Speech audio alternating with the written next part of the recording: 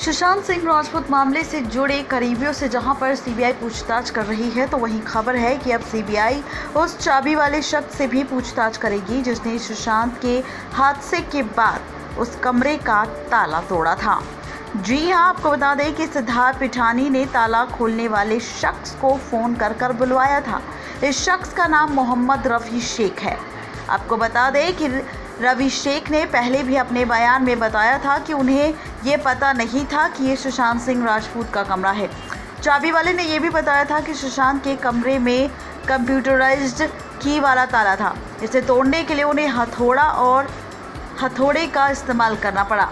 आपको बता दें कि हादसे के वक्त वहां पर 4 लोग मौजूद थे। चाबी वाले के मुताबिक ताला तोड़ने के बाद वहां मौजूद लोगों ने उसे चले जाने के लिए कहा। जी हाँ, बिल्कुल ठीक सुना आपने। बता दें कि चाबी वाले ने बताया कि मैंने ताला तोड़ा। ताला तोड़ने के बाद मुझे वहां से जाने के लिए कह दिया गया।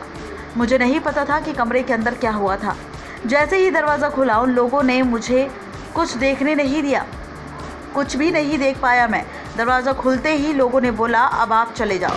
यहाँ तक कि चाबी वाले ने यह भी कहा कि सिद्धार्थ पिठानी ने मुझे कॉल कर बुलवाया था और जब सिद्धार्थ पिठानी जानता था कि अंदर हो सकता है कि इस तरीके का हादसा हुआ है, तो सिद्धार्थ पिठानी और उन 4 लोगों के चेहरे पर ना तो कोई डर था, ना ही कोई खौफ और ना ही कोई चिंता। वो आराम से बैठे हुए थे और जैसे ही मैं कमरा आधा दरवाज़ा खोलकर अंदर जाने वाला था, वैसे ही सिद्धार्थ पिठानी ने मुझे खींचकर पीछे की ओर धक्का दिया और धक्का देकर मुझे फटाफट से 2000 रुपये दिए और 2000 रुपये देकर कहा कि तुम चले जाओ।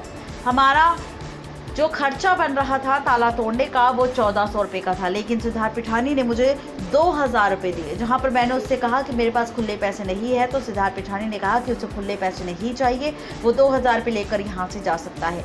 उसे तुरंत वहां पर भगा दिया। जिसके बाद सवाल ये खड़ा होता है कि क्या सिद्धार्थ पिठानी पहले से ही जानता था कि सुशांत ने अपने साथ कुछ ऐसा कर लिया है जिसकी वजह से उसने दरवाज़ा नहीं खोला, या सिद्धार्थ पिठानी जानता था कि सुशांत के साथ हादसा हो गया है और उसने जानबूझकर चाबी वाले का नंबर पहले से ही तैयार कर रखा था कि कल को अपने आप को बचाने के लिए चाबी वाले को बुलाना ज़रूरी है। तो कई सारे सवाल सिद्धार्थ पिठानी को लेकर खड़े हो रहे हैं, जहां पर सिद्धार्थ पिठानी के चेहरे पर ना तो कोई खौफ था, ना ही डर, ना ही कोई चिंता और ना ही कुछ और, बल्कि यहाँ पर नॉर्मल था सिद्धार्थ पिठानी की जैसे मानो कुछ हुआ ही ना हो। लेकिन सिद्धार्थ ये ज़रूर जानता था कि कमरे के अंदर सुशांत के साथ कुछ गलत हुआ है या सुशांत ने कुछ गलत किया है और इसीलिए उसने चाबी वाले को जल्द से जल्द वहाँ से भगा दिया। अगर सिद्धार्थ पिठानी सही था तो वो चाबी वाले को नहीं भगाता और ना ही 2000 रुपये की रकम देकर उसे धक्का देकर बाहर करता। नेक्स्ट लाइव से रजनी की रिपोर्ट।